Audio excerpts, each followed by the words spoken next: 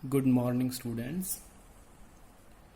सरस्वती शिक्षण सदन convent senior secondary school Shri Ganganagar की ओर से आप सभी का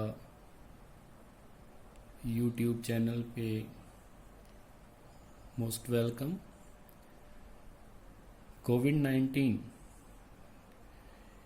कोरोना पैंडेमिक के इस टाइम में आप लोगों को कंटिन्यूसली स्टडी के साथ अटैच रखने के लिए YouTube क्लासेस या रिकॉर्डिंग वीडियो आपको प्रोवाइड करवाई जाएगी।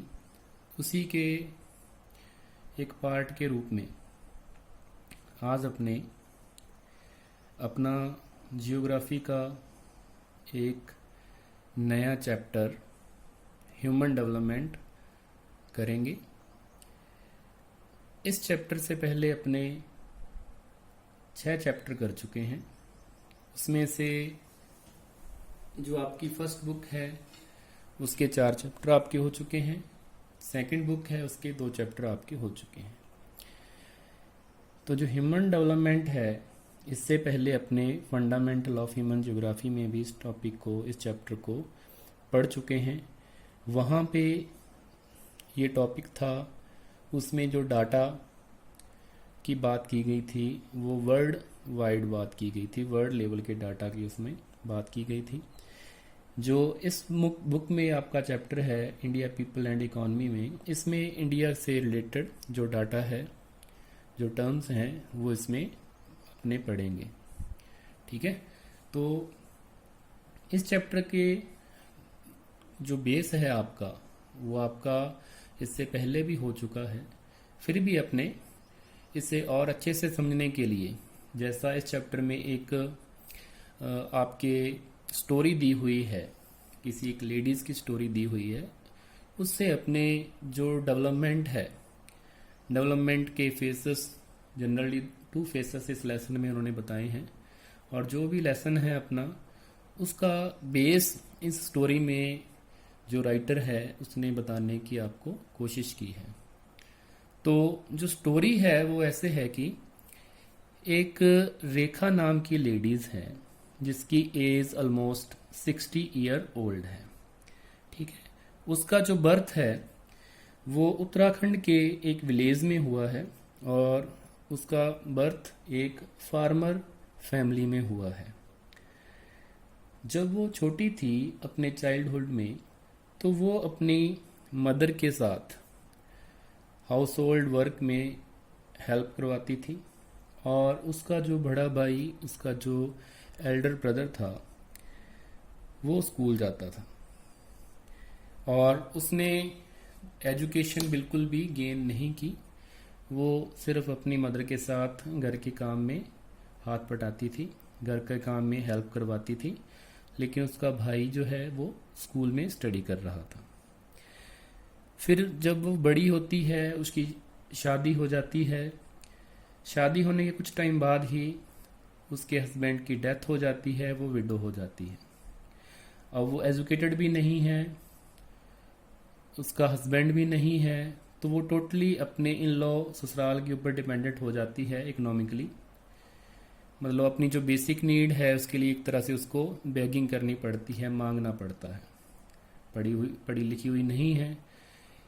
इस दौरान ही उसका जो भाई है उसे वो माइग्रेट करवाकर उत्तराखंड से दिल्ली ले आता है।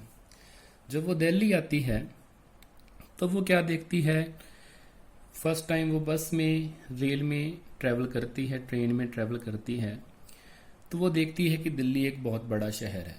जैसा आपने भी जानते हैं कि दिल्ली मेगा सिटी है, इंडिया की कैपिटल है, तो वहाँ पे डेवलपमेंट भी बहुत हुआ है। बड़ी बड़ी रोड्स हैं, बड़ी बड़ी बिल्डिंग्स हैं, बड़े बड़े ऑफिस हैं, ठीक है, इंडस्ट्रियल यूनिट हैं, है ना, ब्रॉड रोड हैं, सब फैसिलिटी अच्छी है। एक तरफ हॉस्पिटल फैसिलिटी है, एजुकेशन फैसिलिटी है, ये सारी फैसिलिटी वहाँ पे अवेलेबल है। इसी दौरान वो क्या देखती हैं कि उस दिल्ली शहर की इस महानता के साथ साथ, जिसे अपने कह सकते हैं कि वो कुछ नेगेटिव एस्पेक्ट भी नोट करती है वहाँ। रहते हुए देखती है कि वहाँ झुग्गी झोंपड़ी है, जिसे अपने स्लम्स कह देते हैं।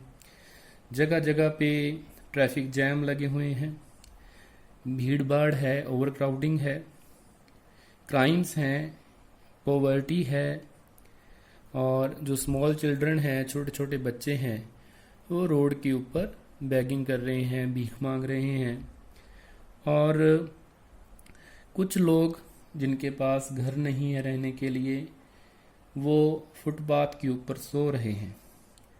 तो उसने दो फेसेस, जैसा फर्स्ट टॉपिक में अपने नोट किया हुआ है, उसने दो फेस डेवलपमेंट के, एक तरफ तो हाई डेवलप्ड रीजन और एक तरफ जो है बैकवर्ड रीजन या बैकवर्ड पीपल, उनको वो देखती है।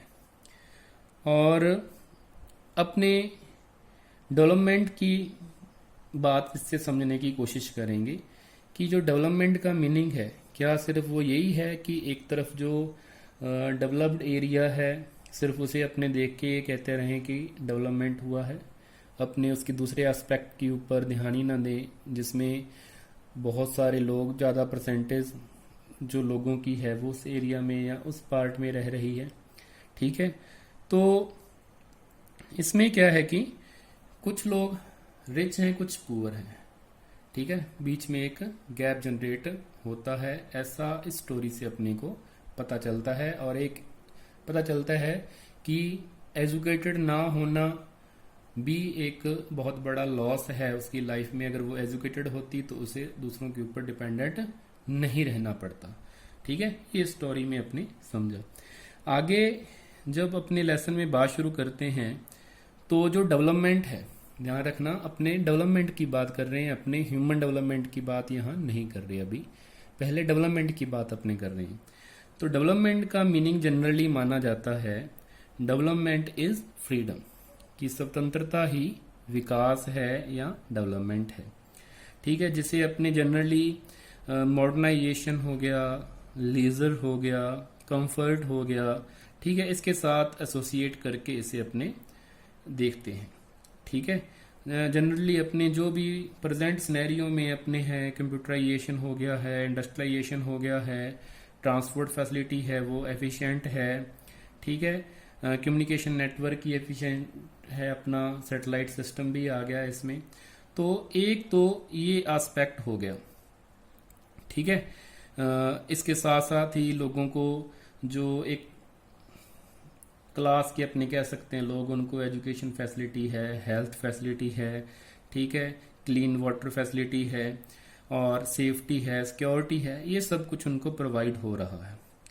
ठीक है, पर जैसा कि उसने जो दिल्ली में देखा था कि एक तरफ डेवलप्ड पार्ट और एक तरफ बैकवर्ड पार्ट, तो जो अपने अभी डेवलपमेंट में बात कर रहे हैं कि ये डेवलपमेंट हुआ है, तो ये एक कंप्लीट डेवलपमेंट नहीं है, उसका एक वन साइडेड व्यू है, जिसे अपने क्या कह देते हैं, वेस्टर्न और यूरोसेंट्रिक व्यू ऑफ डेवलपमेंट। जैसे सेकंड टॉपिक में अपने बात की हुई है, वेस्टर्न और यूरोसेंट्रिक व्यू ऑफ डेवलपमेंट में इसे अपने काउंट करते हैं, जिसमें हर एक एस्पेक्ट पे सोसाइटी के ध्यान नहीं दिया जाता।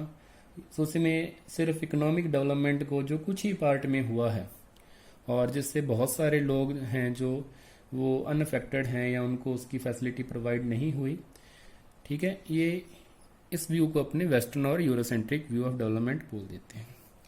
ठीक है, और जनरली क्या है कि जो पोस्ट कॉलोनियल कंट्री है, जैसे इंडिया पहले जो ब्रिटिश हैं, यूरोपियन लोग हैं, उनका कॉलोनीज था, तो ऐसे कंट्रीज में, इंडिया जैसे देशों में जनरली क्या देखा जाता है, marginalisation, social discrimination, regional disparities, मतलब अलग अलग वर्ग बने होते हैं, रिच और पुअर के हो गए, उनके साथ सामाजिक भेदभाव होता है, जाति कास्ट हो गया, रिलीजन हो गया, है ना, इनकम हो गया, रीजनल डिस्पैरिटीज हैं, कोई रीजन ज़्यादा रिच है, कोई रीजन पुअर है, किसी का डेवलपमेंट ज़्यादा हुआ है, किसी का कम हुआ है। तो ऐसे अपने देखते हैं कि इंडिया में मिक्स्ड बैग ऑफ अपॉर्चुनिटीज़ हैं। जैसे दिल्ली का एग्जांपल जो स्टोरी पहले ही आपको बता दी है, वो इसका एग्जांपल अपने समझ सकते हैं कि एक तरफ उसमें डेवलपमेंट हुआ है, बहुत बड़ी बड़ी बिल्डिंग्स हैं, ब्रॉड रोड्स हैं, एजुकेशन सिस्टम है, हेल्थ फैसिलिटीज़ हैं, ठीक है, सिक्योरिटी है, सेफ्टी है, ट्रांसपोर्ट सिस्टम है, एफिशिएंट ट्रांसपोर्ट सिस्टम है, कम्युनिकेशन सिस्टम है, वो सारी की सारी फैसिलिटी वहाँ पे अवेलेबल है।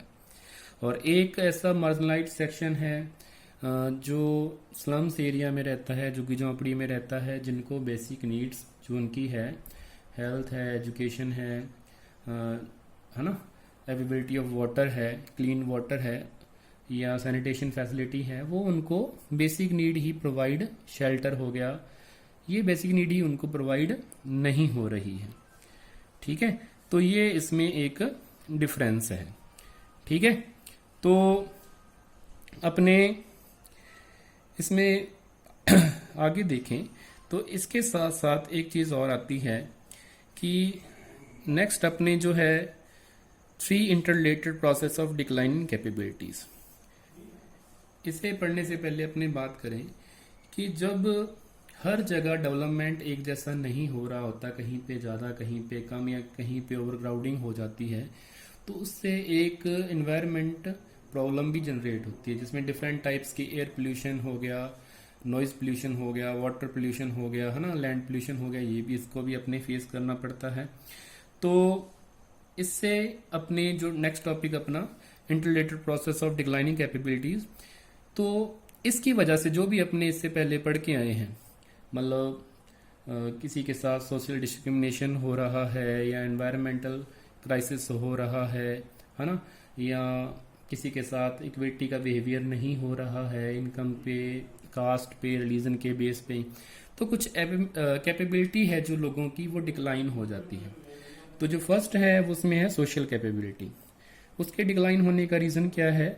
Due to displacement and weakening social ties, कि जो सामाजिक बंधन है, सोशल टाइज है, ठीक है, उनका कमजोर हो जाना या उनका रिप्लेस हो जाना। ठीक है, इन्वायरमेंटल कैपेबिलिटी जो सेकंड पॉइंट है, इसका क्या कारण है? Due to pollution. अब इन्वायरमेंटल कैपेबिलिटीज पोल्यूशन की वजह से, जो इन्वायरमेंट अपना एयर है, वाटर है ना, लैंड है, तो इसकी कैपेबिलिटी डिक्लाइन क्यों होती है? क्योंकि इसमें पोल्यूशन हो जाता है, फॉरेन पार्टिकल इसमें इंटर कर जाते हैं जो उसको पोल्यूट कर देते हैं। और पर्सनल कैपेबिलिटीज डिक्लाइन क्यों होती है? Increasing incidence of diseases and accident. किसी को कोई उनकी हेल्थ फैसिलिटी अच्छी नहीं है या सैनिटेशन फैसिलिटी वहाँ पे अच्छी नहीं है, मेडिकल फैसिलिटी अच्छी नहीं है, लोगों को डिफरेंट टाइप्स की डिजीजेस लोगों को इससे हो जाती है, या कोई पर्टिकुलर उनके साथ एक्सीडेंट हो जाता है। तो उसके बाद क्या होता है कि जो अपने अभी तक पढ़ा, इसमें अपने देखते हैं कि इस बेस पे अपने कंप्लीट डेवलपमेंट की बात नहीं कर सकते। इसमें जो भी इश्यू सामने आए हैं उसमें सोशल इनजस्टिस हैं, सामाजिक अन्याय जिसे अपने बोल देते हैं, रीजनल इम्बैलेंसेस है, ठीक है, जिसे प्रादेशिक असमानता कह देते हैं, और एनवायरमेंटल डिग्रेडेशन है। ये जो अभी जैसे अपने कैपेबिलिटीज वाले पॉइंट में पढ़ा, तो ये कुछ प्रॉब्लम अपने सामने आ रही है, ठीक है, जिससे जो क्वालिटी ऑफ लाइफ है और ह्यूमन डेवलपमेंट है, इसमें डिटेरियोरेशन हो रहा है। ठीक है, इसमें नेगेटिव कंसिक्वेंस इसके हो रहे हैं कि अगर सभी के साथ इक्वल एक्सेस अपॉर्चुनिटी सभी को नहीं मिल रही है, सभी के साथ इक्विटी का बिहेवियर नहीं हो रहा है, तो एक सेगमेंट तो सोसाइटी का इसमें रिच हो जाता है, एक पुअर हो जाता है, बीच में उनके गैप जनरेट हो जाता है। तो इसका सोल्यूशन करने के लिए क्या होता है कि 1990s डिकेड में पाकिस्तानी इकोनॉमिस्ट डॉक्टर महबूब उल हक वो एक नया कंसेप्ट लेके आते हैं ह्यूमन डेवलपमेंट का। वो मानते हैं कि जो इकोनॉमिक डेवलपमेंट है या इकोनॉमिक ग्रोथ है, उसे सिर्फ अपने ग्रोथ में काउंट करेंगे। डेवलपमेंट की यहाँ बात आएगी वो क्वालिटेटिव चेंज होगा, ना कि सिर्फ क्वांटिटेटिव होगा, कि मतलब सिर्फ इनकम ही या जीडीपी ही बढ़ जाना किसी कंट्रीज की, उसका डेवलपमेंट अपने नहीं मान सकते। जब तक कोई देश अपने लोगों को उनकी जो बेसिक नीड हैं, जो उनकी लाइफ को इजी बनाती हैं, ठीक है, या उनको एम्प्लॉयमेंट प्रोवाइड करवाती हैं, या उनके पास चॉइस बढ़ती है, वो अगर उनको प्रोवाइड नहीं हो रही, तो अपने उससे डेवलपमेंट में काउंट नहीं करेंगे। तो उन्होंने ह्यूमन डेवलपमेंट की डेफिनेशन क्या दी, enlarge people choices and improve their lives. ऐसा डेवलपमेंट जिससे लोगों की जो चॉइस है वो बढ़े और उनकी जीवन में सुधार हो। लोगों की चॉइस कैसे बढ़ेगी, अगर जो गवर्नमेंट है ज़्यादा उनको अपॉर्चुनिटी प्रोवाइड करवाएगी। अपॉर्चुनिटी प्रोवाइड करवाने से ही सब कुछ नहीं हो जाएगा, उससे पहले वो लोगों को हेल्थ अच्छी प्रोवाइड करवाकर, सैनिटेशन फैसिलिटी अच्छी प्रोवाइड करवाकर और एजुकेशन अच्छी प्रोवाइड करवाकर उनको एलिजिबल बनाएगी कि वो अपनी चॉइस मेक करने के लिए, कि मतलब ऑप्शन में से कुछ सिलेक्ट करने के लिए वो एलिजिबल हो जाएं। ठीक है, तो ये कंसेप्ट 1990s में आया था और हर साल UNDP United Nation Development Programme के द्वारा ह्यूमन डेवलपमेंट रिपोर्ट पब्लिश की जाती है। ठीक है, तो इसमें जो रिपोर्ट पब्लिश की जाती है, अपने आगे के चैप्टर में इसमें इंडिया से रिलेटेड जो टर्म है, इंडिया का इसमें जो प्लेस है वो 130th प्लेस है और इंडिया की जो रैंक है वो 0.640 है। इंडिया की HDA वैल्यू 0.640 और इंडिया की रैंक जो है 130 है। टोटल 189 कंट्रीज इसमें शामिल किए गए हैं। तो डेवलपमेंट का ये जो एस्पेक्ट है, इसमें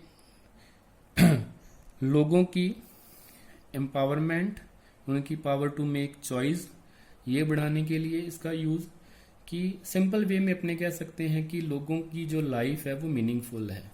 मतलब लोग जो जीवन अपना जी रहे हैं उसका कोई मीनिंग है, मतलब वो कुछ अपनी लाइफ में करना चाहते हैं अपने देश के लिए, अपनी फैमिली के लिए, वो हेल्दी हैं, वो एजुकेटेड हैं, उनके पास एम्प्लॉयमेंट है, ये सब है, तो उसे अपने एक्चुअल में डेवलपमेंट बोलेंगे और उसे अपने ह्यूमन डेवलपमेंट बोलेंगे। जो भी कंट्रीज, जैसे for example Norway first place पे है, तो वहाँ पे एजुकेशन ऑलमोस्ट 100% है, हेल्थ फैसिलिटी बहुत अच्छी है, उनकी लाइफ एक्सपेक्टेंसी मतलब एवरेज एज बहुत अच्छी है, ऑलमोस्ट सभी को वहाँ पे एम्प्लॉयमेंट मिला हुआ है। मतलब जो गवर्नमेंट है वो लोगों की सोशल इंफ्रास्ट्रक्चर, सोशल उनकी जो लाइफ है उनके ऊपर बहुत ज़्यादा ध्यान दे रही है। चाहे नॉर्वे इकोनॉमिकली फर्स्ट प्लेस पे नहीं है, इकोनॉमिकली अमेरिका है, लेकिन जो ह्यूमन डेवलपमेंट की रैंक की बात करें तो उसमें फर्स्ट प्लेस पे इसी वजह से है कि वो लोगों की health, education, access to resource या एम्प्लॉयमेंट